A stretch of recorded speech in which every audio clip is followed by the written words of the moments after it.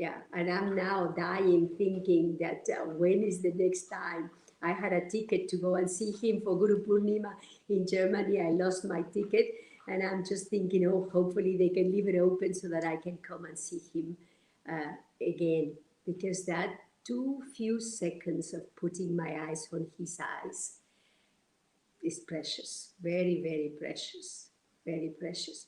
There is one story which is not mine, it is from the Italians, but I want to tell this story because it is very unique. And I feel as though I have been one of them. And God knows if I'd been one of the.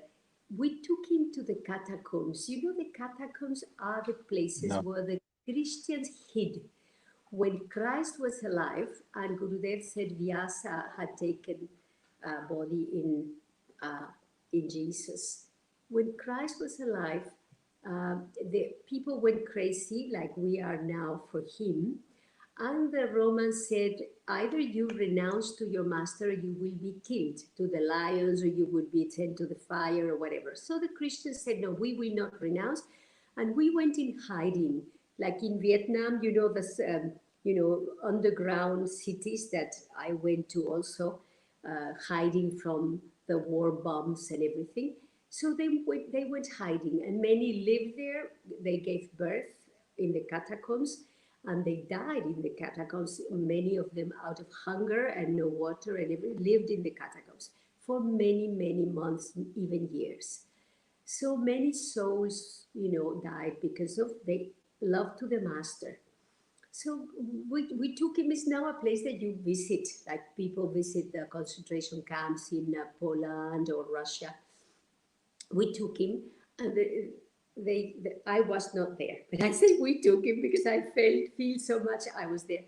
He's walking, and then some steam, from the closed catacombs, the kilometers of tunnels.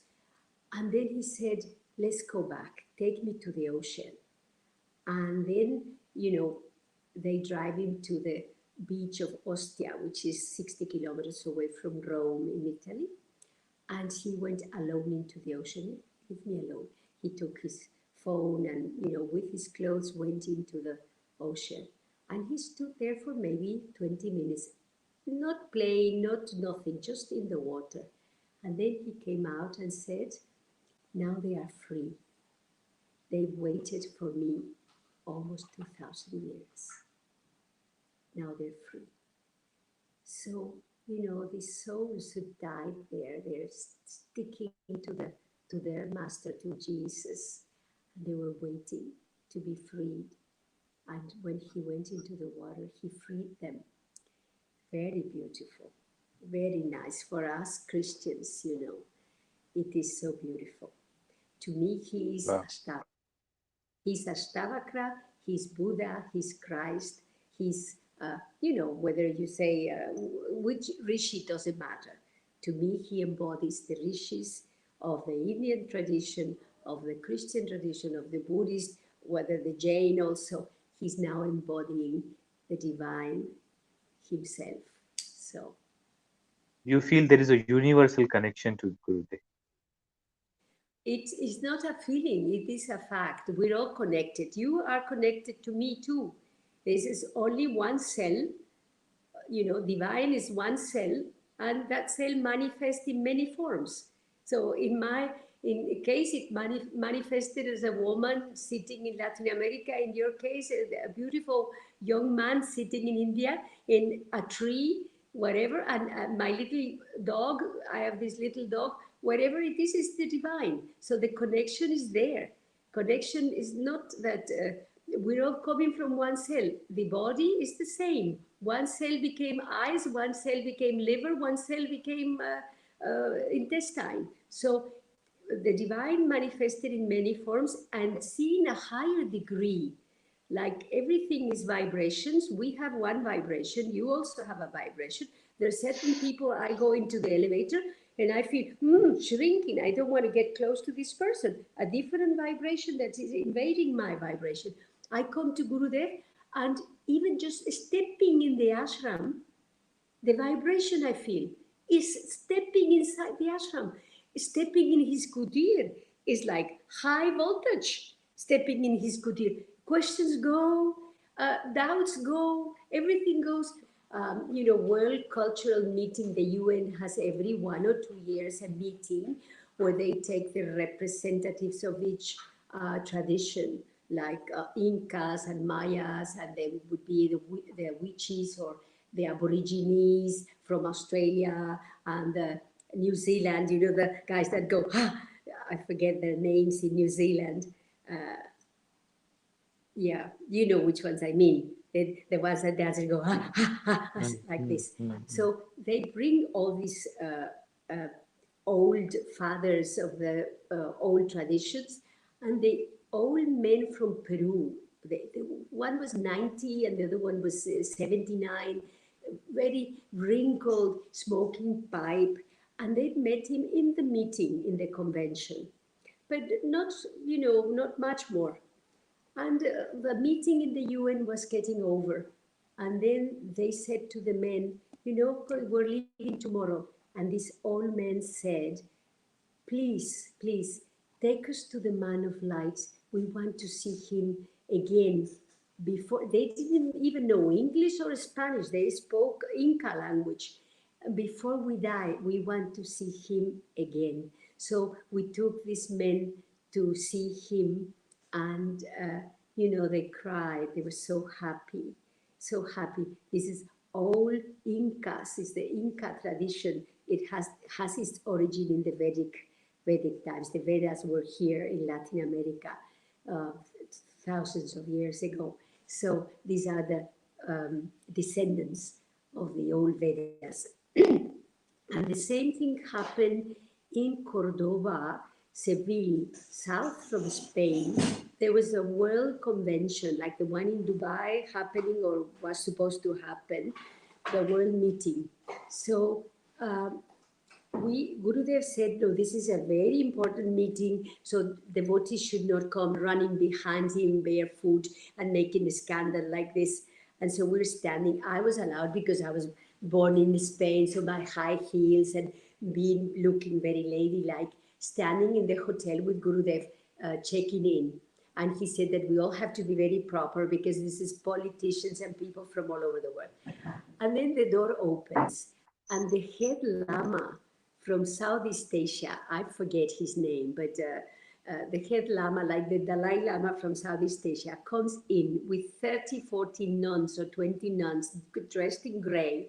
And they would see Gurudev and they start crying, Gurudev, Gurudev, running and making lots of a scandal. I thought it was only the devotees who make a scandal. So he's greeting them all, for this convention. It was a meeting for world religious leaders that in Seville, Spain. And then we go into the elevator, and there is two of the big rabbis with the hairs like this and the hat, and Gurudev and myself. And one rabbi says, I don't know.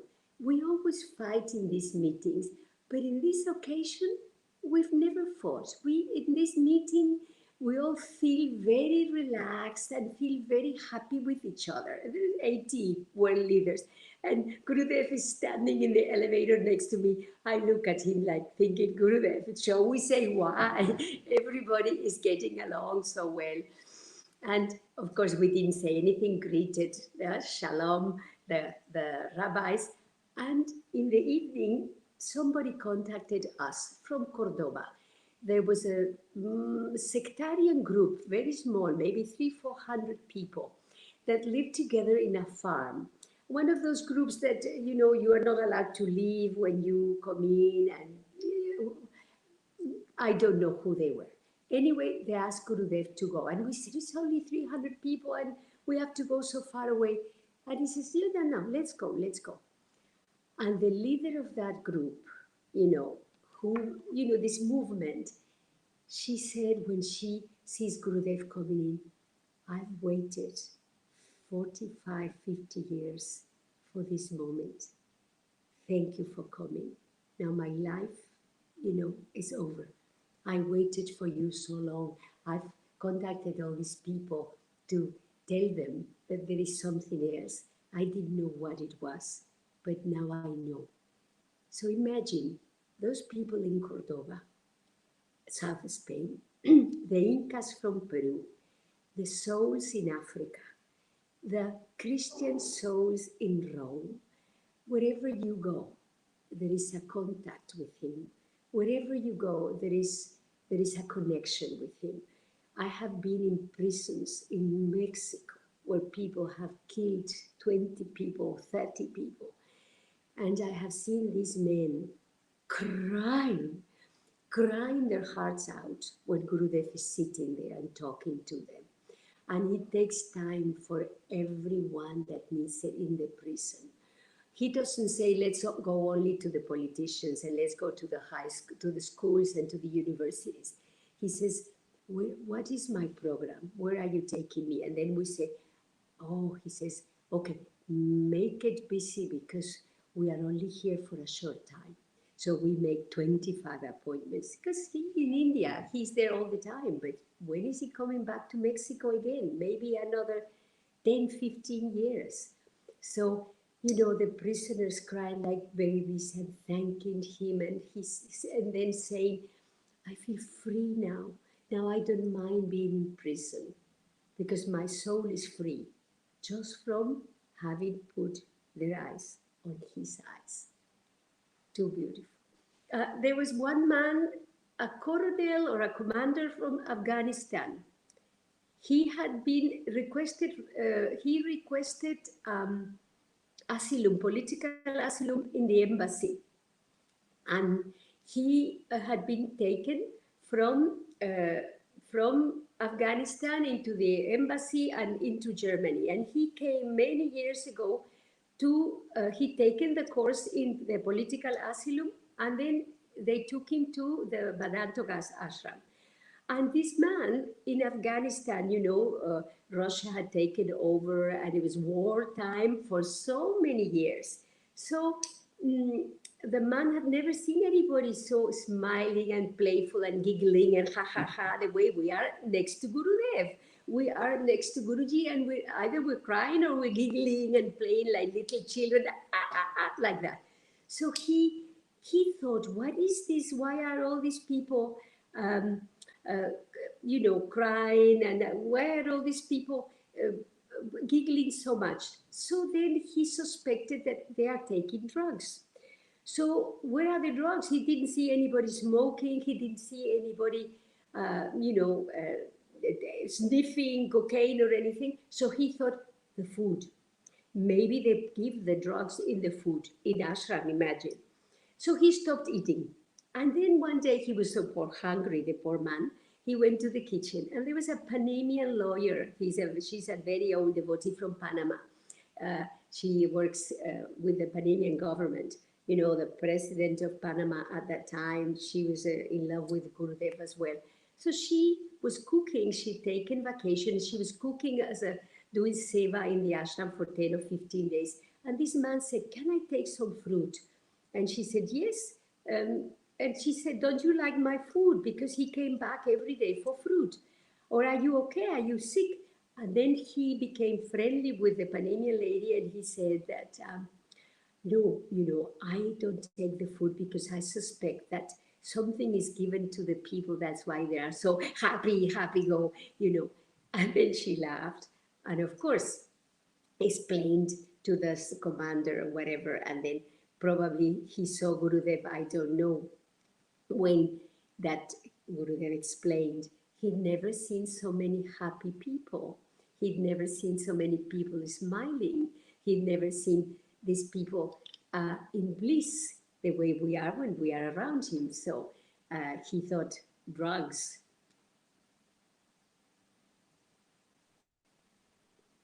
It's true. So much of happiness around him.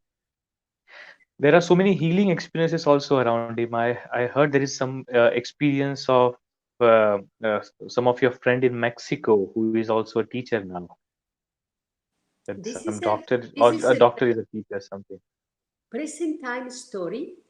2 years ago, this lady came crying to me and saying that my daughter, 19, 18 years old, the doctor said, Do not even take her to Houston or to the Mayo Clinic or anything like this, so important, because there is nothing to do.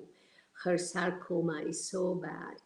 So she was so faithful, so devoted to Gurudev that she said no. She went with her to Boone, and 3 months later she took her to Canada. And I remember a lady, Claudia, a young girl, when I went with them, and she said, Guruji, I have cancer. And Gurudev said, you told me already. Imagine, he sees so many million people.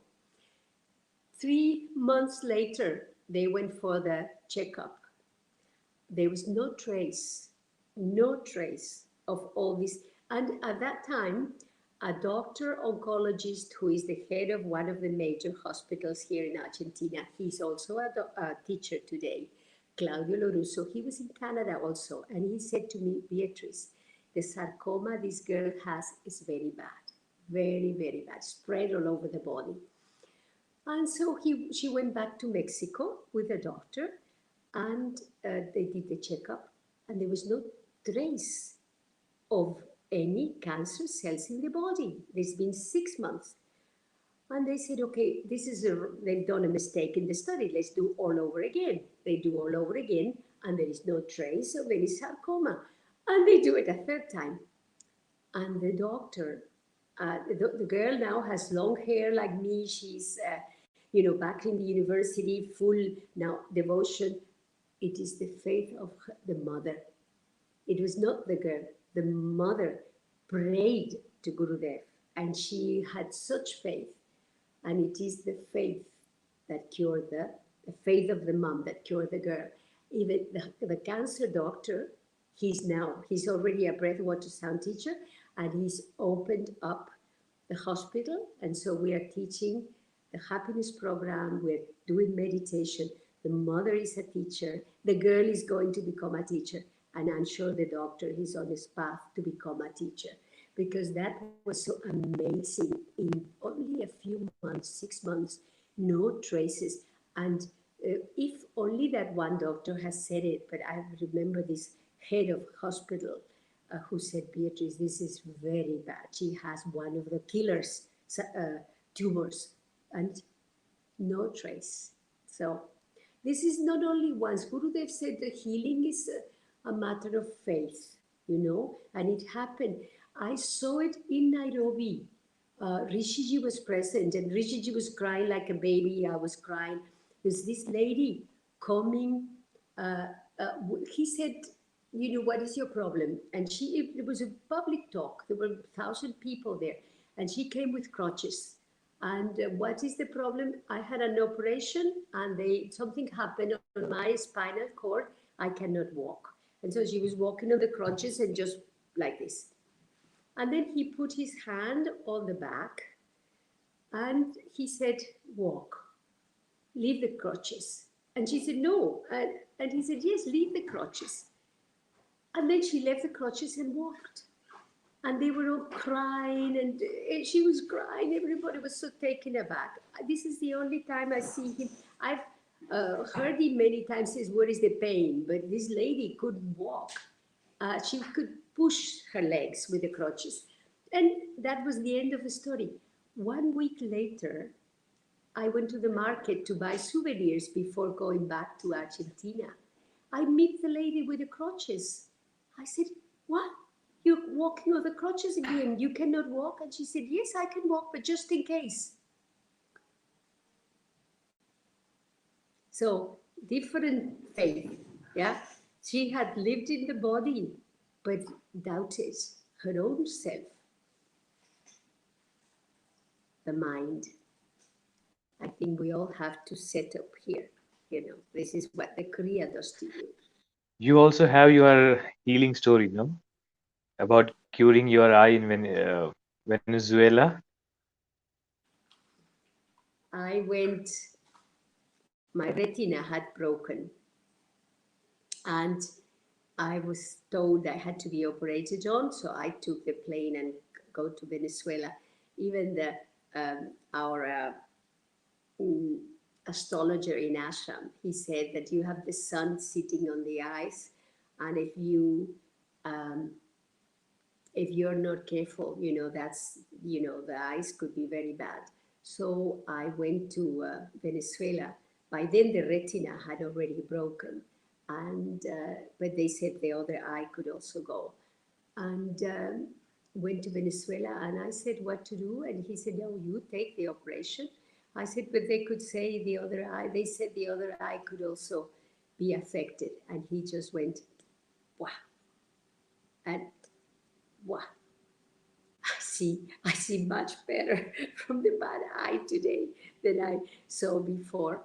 And, he's beyond and above any planet, any destiny, any karma. It is the master who rules over the planet. So if you have a master, any astrologer, of course in ashram they all know, but if you go to an astrologer in Paraguay or you go to an astrologer, the first thing they say, oh, you have a spiritual master. So, so they know somehow your chart. Yeah. So In that's, Venezuela also you got almost arrested, I heard. yes, he got almost arrested. We were living. This is before he went to Venezuela for the political meeting. He went for a regular visit.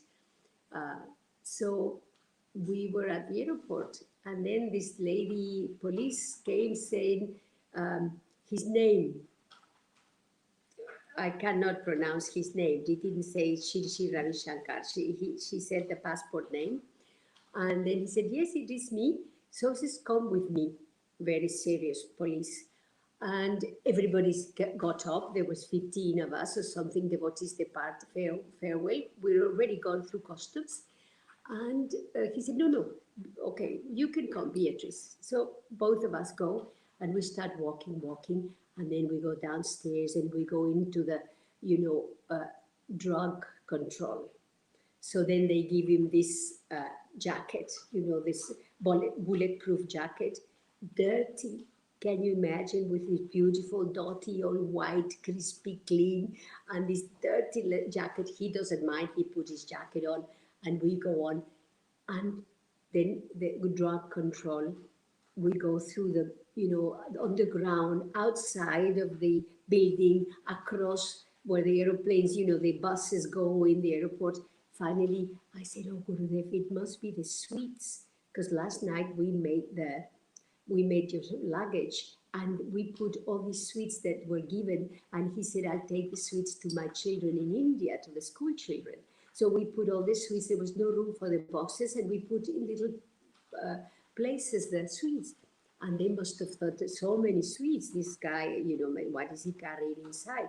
And uh, we we were taken into the luggage, and I said, the sweets, and he says, what? They can have it. They can have the sweets, very innocently, not thinking that the police is suspecting some drugs. So then we reached, and they said, open your luggage. And he said, is there no key you can open? So he opens the luggage, and the first thing he sees is this Venezuelan flag, because we visit the Minister of Culture the day before, and he was given the Venezuelan flag. And I was going to say, but is blah, blah, blah, who he is. And he said, no, no, no, no, let them do their job. You quiet, you just shut up, he said, in a nice manner. And then they went gently into the luggage, like a mom is moving the baby. Before they were like this, they open the luggage. In his presence, they already changed. They barely touched like this, and then they closed the thing, and they said, you can go. So we went back again, another 1 kilometer at the airport, and flight was leaving. I said, let's rush, Gurudev. The flight is leaving for France. And he said, no, no, we have to go and farewell the devotees. Imagine the devotees see Gurudev taken by the police. So they were all like this. So he said, no, no, no. First, we go and say farewell. And it was a different building. And he very calmly, we walked all the way to farewell the devotees and to tell them that, goodbye. Devotees were so thankful, crying, oh, nothing happened. And then finally, we went very slowly, I mean, regular, no, not running. I would be running like a mad woman. And we walked to the gate, and the hostess said, hurry, hurry, hurry. And he went into the plane, and they closed. And then they said goodbye. And that was the end of the story. The plane waited for him because we were Yeah. 15 minutes late. So many times the planes, Digvijay, wait for him. When the towers, and then this is getting boring for the people. When the towers of New York were destroyed by the Al Qaeda, there were no flights going. On the following day, there was a bombing in Washington, D.C., and there were no flights. We were in Canada, and he was going to Washington. There were no flights going because of the day before the Pentagon bombing. And we said, oh, let's go back to Ashram. He says, let's wait around. So we sat and waited at the Canadian airport. And we were already making plans, phoning that Gurudev is not flying, we're going back. And we waited and waited, and maybe 1 hour, one hostess came and said, are you Mr. Ravi Shankar with flight to Washington? The only flight going, the flight that he was in, went to Washington and landed. He must have wanted to go to be with the, devotees or whatever he had to do at what level, I don't know. But tell me, no flights going to New York, no flights going to Washington, the only flight, his flight. Too incredible.